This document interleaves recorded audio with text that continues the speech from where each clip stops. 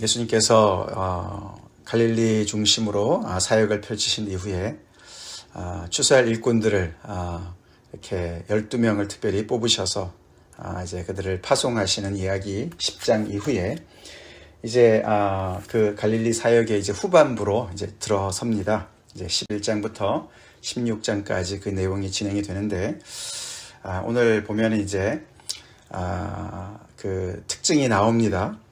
그동안에 이제 예수님께서도 많은 사역을 하셨고 또 제자들도 이렇게 파송을 해서 그들도 나가서 전도를 했겠죠. 그들이 언제 돌아왔다 이런 이야기를 이제 마태는 쓰지는 않습니다만 그렇게 했겠죠. 그래서 이제 예수님에 대한 소문이 더욱더 많이 그 지역을 이제 이렇게 채웠을 것이고 사람들의 반응이 또 다양한 반응들이 있었지 않았겠습니까? 그래서 이 후반부에 대해서는 후반부 내용들은 주로 이제 예수님에 대한 반응, 예수님에 대한 사역에 대한 반응, 그래서 예수님이 도대체 어떤 분인가, 그래서 예수님의 정체성에 대한 질문들이 많이 다루어지는 그런 내용으로 채워져 있습니다. 그러면서 동시에 이제 그렇기 때문에 우리 지난 주일 말씀처럼 복음이 전파되는 곳에서는 화평보다는 검의 역사가 더 일어나죠. 그래서 이렇게 갈리는 것을 볼 수가 있습니다.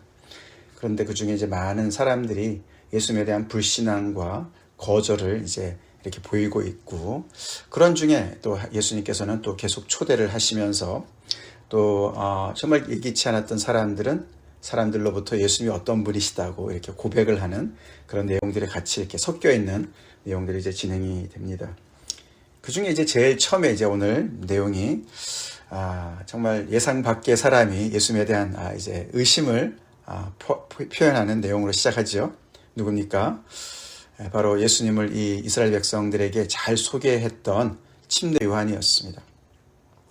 침례 요한이 옥에서 우리 4장에서 보지 않았습니까? 그래서 이제 그 이후로부터 예수님께서 사역을 본격적으로 시작하셨는데 거기서 그동안에 아마 예수님께서 행하시는 모든 일들에 대해서 들었던 것 같습니다. 제자들을 통해서 보고를 받았던 것 같죠. 근데 그것에 대해서 이제 지금까지 쭉 들었는데 그것 때문에 이제 질문이 생겼습니다. 그래서 사람을 보내서 제자들을 보내서 오실 그이가 당신이 옵니까? 오시겠다고 하신 그 메시아가 바로 당신입니까? 제가 그렇게 믿었고 그렇게 소개한 대로 그분이 바로 당신입니까? 아니면 우리가 다른 일을 기다려야 됩니까? 당신이 메시아가 아닙니까? 제가 잘못 봤습니까? 라는 질문을 하는 겁니다. 그 제자들이 거기 우리가 7절에 보시면 그들이 떠나며 예수께서 무리에게 요한에 대해 말씀하시되, 그래서 예수님과 이 제자들이 독대한 자리가 아닙니다. 그렇죠? 이 아마 예수님이 많은 사람들하고 같이 있는 중에 제자들이 와서 예수님한테 말씀을 이렇게 질문을 자기들의 스승의 질문을 던진 거 아닙니까? 어떻게 보면은 참 어떻게 이 침례 요한의 이런 질문을 통해서 의심을 통해서 주변의 많은 사람들이 다시 생각하게끔, 그렇죠? 나는 예수님에 대해서 좋게 생각했는데 아닌가? 우리가 존경하는 침례 요한이 이렇게 의심할 정도면은 예수님이 메시아가 아닌가? 예수님이 아니면 12 제자들도 그렇게 좀 영향을 받을 수 있는, 충격이 될 수 있는 그런 질문 아니었겠습니까? 예, 그것으로 시작을 해요, 그렇죠? 그런 침례 요한이 이렇게 흔들릴 정도니까 주변에 많은 사람들이 얼마나 또 정말 예수님에 대해서 참 잘 몰랐겠습니까? 그렇죠? 많은 또 그런 의심들과 불확신과 불신앙들이 얼마나 많이 있었겠습니까? 참 그래서 어떻게 보면 이제 예수님께서 이제 이렇게 사역이 진행이 되면서 예수님이 평가받고 사람들한테, 그렇죠? 그래서 예수님이 이렇게 심판대 위에 올라가 있는 것 같습니다. 그렇지만 아니죠, 그렇죠? 반대입니다. 반대로 이제 침례 요한이 오히려 정말 결단을 해야 되는 그런 상황에 있죠. 예수님의 말씀이 전파되어지고 사역이 전파될수록 사람들이 예수님을 어떻게 평가하느냐, 예수님이 정말 메시아로 인정을 받느냐 안 받느냐, 거기에 관심이 쏠리는 것 같지만 사실은 반대입니다. 그렇죠? 반대예요. 그래서 예수님께서 여기 특별히 오늘 말씀에서 중요한 부분이 6절이죠. 누구든지 나로 말미암아 실족하지 아니하는 자는 복이 있도다. 예수님은 당신이 메시아로 인정받지 못할까봐 거기에 조바심을 내지 않으십니다. 그렇죠?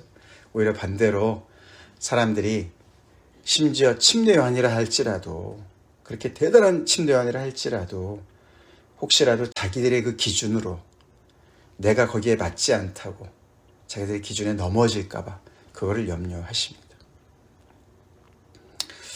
그렇습니다. 그게 맞죠? 그게 맞습니다.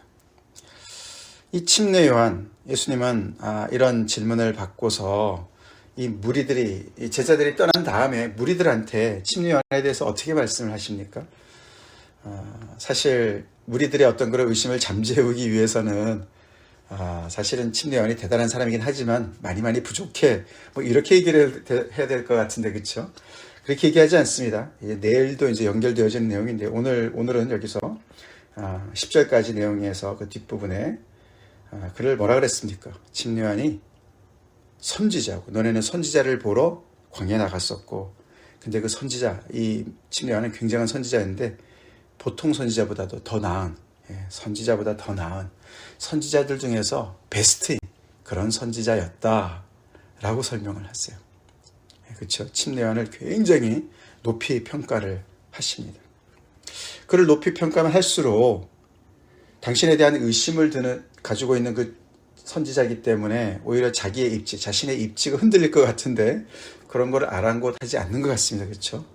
그래서 침례요한이 굉장히 뛰어난 그런 선지자보다 더 나은 자다. More than a prophet이다. 이렇게 얘기를 합니다. 자, 왜 그렇게 말씀하실까? 뭐 그것이 사실이기 때문에 그렇겠죠. 그게 왜 사실인지 내일 가서 우리가 더 보겠습니다만, 어쨌거나 예수님께서는 오늘 이야기에서는 10절에서 선지자보다 더 나은 이유를 이렇게 설명하시죠. 기록된 바 보라, 내가 내 사자를 내 앞에 보내노니 그가 내 길을 내 앞에 준비하리라.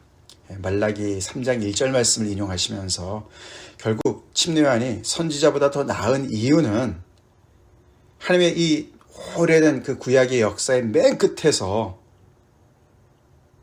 이제 메시아 바로 앞에 하나님께서 보내신 사자이기 때문에, 그렇기 때문에 선지자보다 더 나은 자라고 말씀을 하고 계세요. 그렇죠?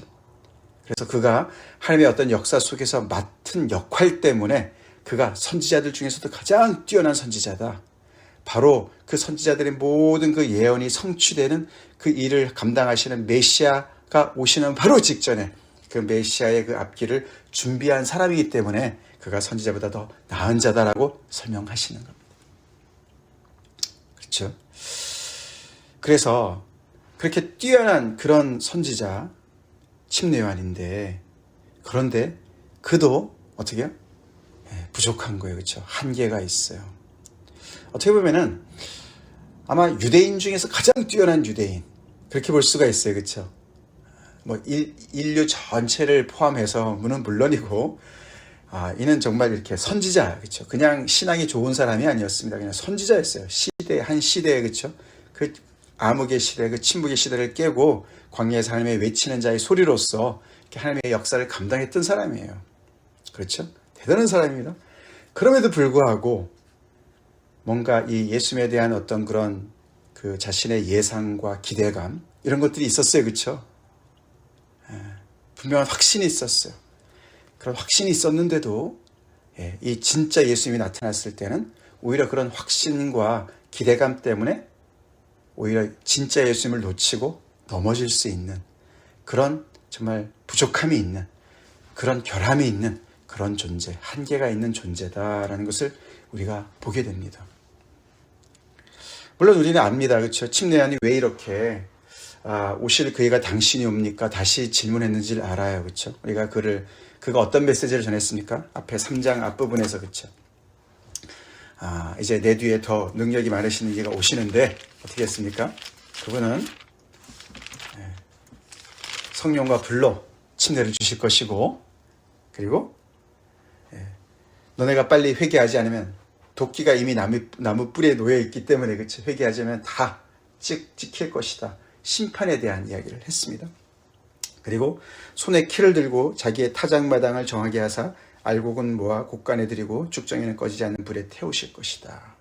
그래서 내 뒤에 오신 이가 성령과 불로 정말 사역을 하시는데, 감당하시는데 결국은 하나님의 공의로운 심판이 행해지는 그런 일을 감당하실 것이다 라고 이야기를 했습니다. 그렇죠? 침례 요한은 그런 메시지를 어디서 받았을까요? 광야에서 기도하면서 구약의 말씀을 묵상하면서 받았겠죠. 그렇죠? 하나님의 말씀을 받은 것이죠. 자기의 어떤 확신을 얘기한 것은 아닐 것입니다. 분명히. 그런 중인데 그런 일들이 일어나질 않아요. 그렇죠?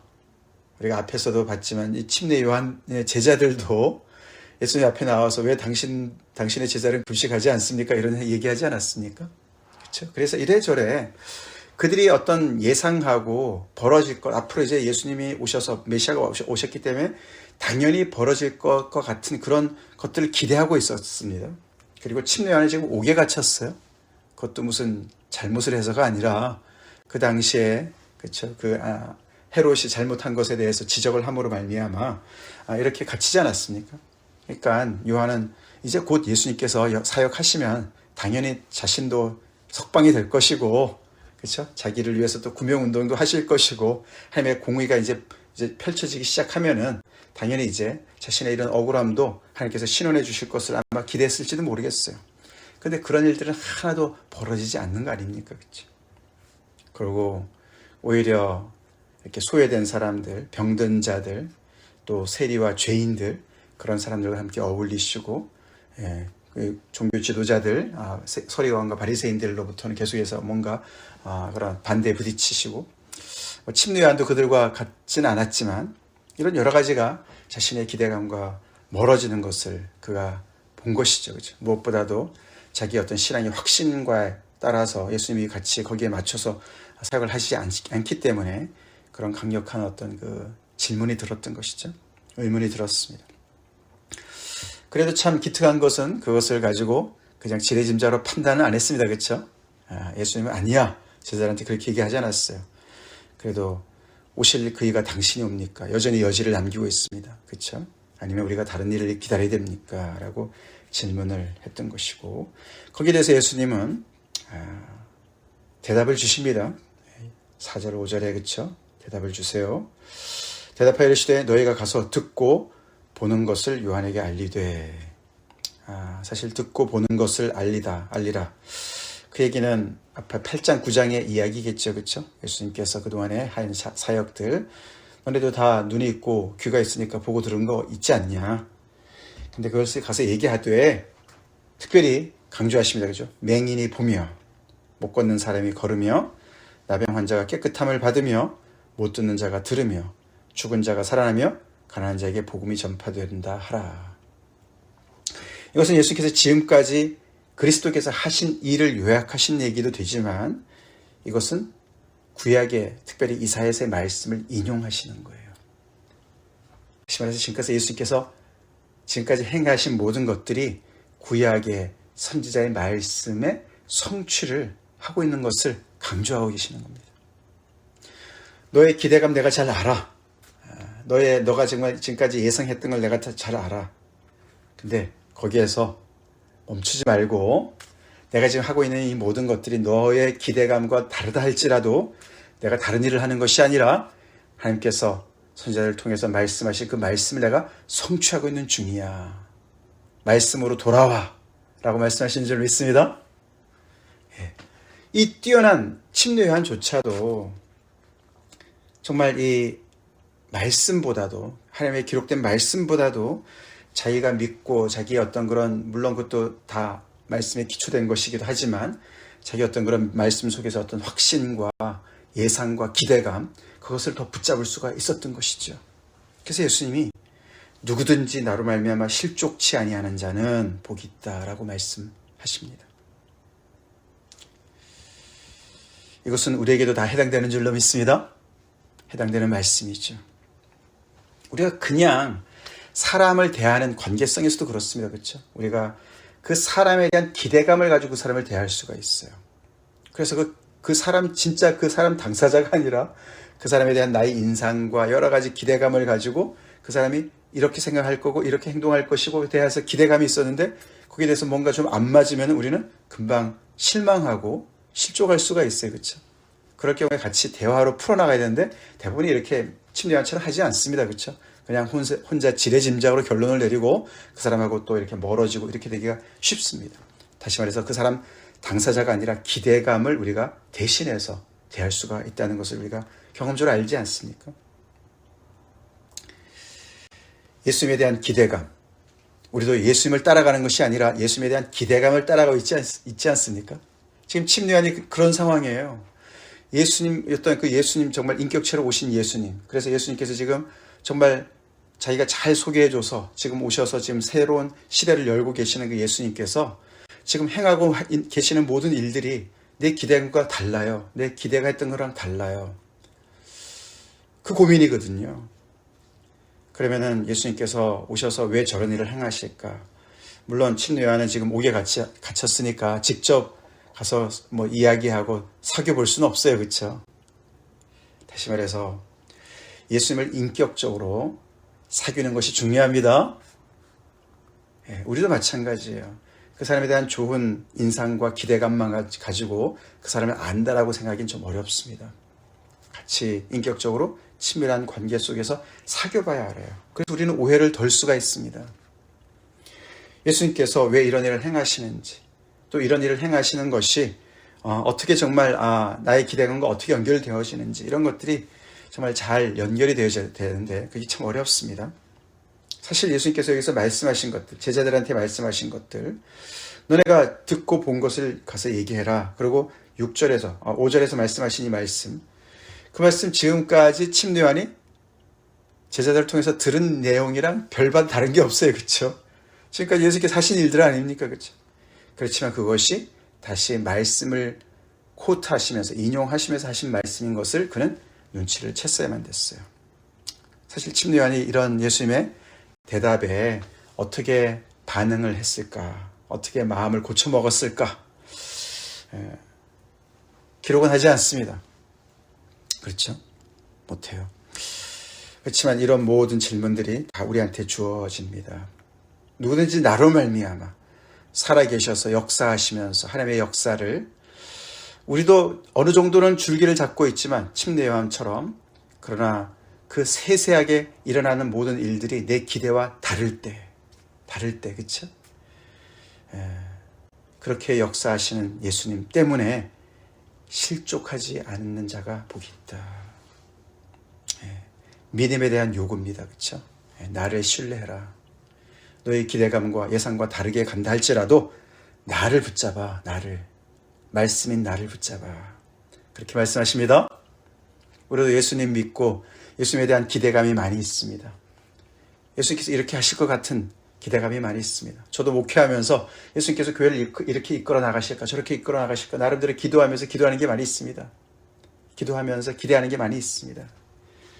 그렇지만 그런 예상과 똑같이 가는 적이 거의 없어요. 실망할 때가 많이 있어요. 여러분들 신앙생활 하면서 그렇지 않습니까? 우리가 믿음을 가지고 주님 앞에 정말 이렇게 기도하고 있지만, 또 예상하고 기대를 가지고 있지만 그대로 안 될 때가 많이 있지 않습니까? 물론 이것은 그보다 훨씬 더 근본적이고 더 큰 질문이긴 합니다. 이 예수님이 메시아냐 아니냐, 여기에 대한 질문이거든요. 그래서 오늘 말씀에서 예수님께서 광야에 왜 나갔느냐, 바람에 흔들리는 갈대냐, 부드러운 옷을 입은 사람이냐, 너네가 선지자를 보러 간 거 아니냐. 바람에 흔들리는 갈대나 부드러운 옷을 입은 사람, 왕궁에 있는 사람, 이것은 헤롯 안티파스를 두고 얘기한다고들 해석합니다. 그 헤롯 안티파스가 동전을 만드는 것 중에 동전 안에 이렇게 그 문양이 있는데 그것이 그 갈대 모양이라고 그래요. 그래서 바람에 흔들린다는 얘기는 줏대가 없다는 얘기죠. 그렇죠? 그래서 이 헤롯 안티파스가 결국 예수님께서 누가복음에서 여우라고 표현하지 않았습니까? 그런 사람. 이 침례요한이 지금 이렇게 흔들린다 그래서 그런 사람이냐? 아니다. 그렇게 얘기하는 거죠. 그렇죠? 그는 정말 선지자 중에서 선지자보다 더 나은 자다. 그럼에도 불구하고 이 인격체 되시는 살아계신 예수님에 대해서 걸려 넘어질 수도 있는 그런 위험성을, 그런 위험성을 지금 얘기하고 있어요. 그렇죠? 우리도요, 정말 내가 예수님, 살아계신 예수님을 잘 알아가야 되겠습니다. 알아가야 돼요.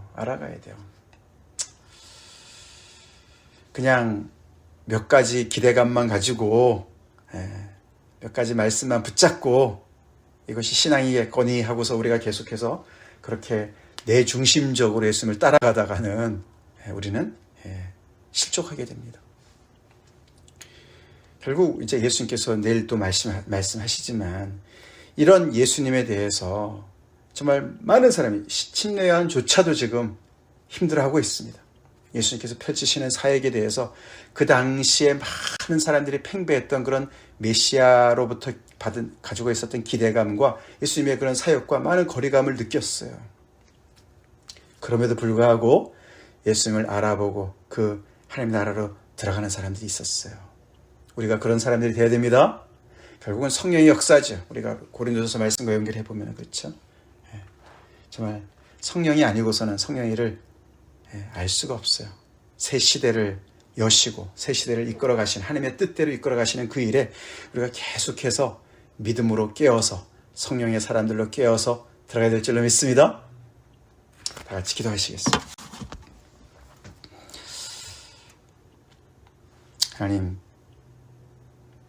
감사합니다. 오늘도 저희들에게 살아계신 인격체 되시는 예수님을 붙잡고 그 예수님에게 맞추고 예수님에게 나의 기대감을 맞추는 신앙생활을 하라고 말씀해 주시니 감사합니다. 아버지, 우리가 행여나 다른 것을 붙잡고 주님을 따라가다가 실족하지 않게 하여 주시옵소서.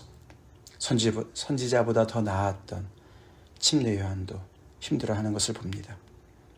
우리는 주님을 따라가되 내가 가지고 있는 기대감과 내가 가지고 있는 그런 어떤 생각들로 예수님을 계속 나에게 맞추는 것이 아니라 그렇게 하지 않게 도와주시옵시고 늘 살아계셔서 하나님의 그 놀라우신 우리의 예상을 뛰어넘으실 수 있는 그런 하나님의 그 인도하심 속에 우리가 늘 우리 자신을 맞추는 그런 신앙생활을 할 수 있게 좀 도와주시옵소서. 말씀에 맞추게 도와주시고 인격체 되시는 말씀 되시는 예수님에게 맞출 수 있도록 늘 깨어있는 신앙생활을 할 수 있게 간절히 기도합니다. 살아있는 믿음을 주시옵소서. 우리가 또 서로를 그렇게 대할 수 있게 좀 도와주시옵소서. 상대방에 대한 기대감이나 아버지 우리에 대한 우리가 가지고 있던 인상에 그 사람을 자꾸만 맞추려고 하지 않게 도와주시고 우리가 서로를 더욱더 인격체로 서로가 더 깊이 알아가며 함께 우리가 이 신앙생활을 할 수 있도록 주님 인도해 주시옵소서. 예수님 이름 받들어 간절히 기도 올리옵나이다. 아멘.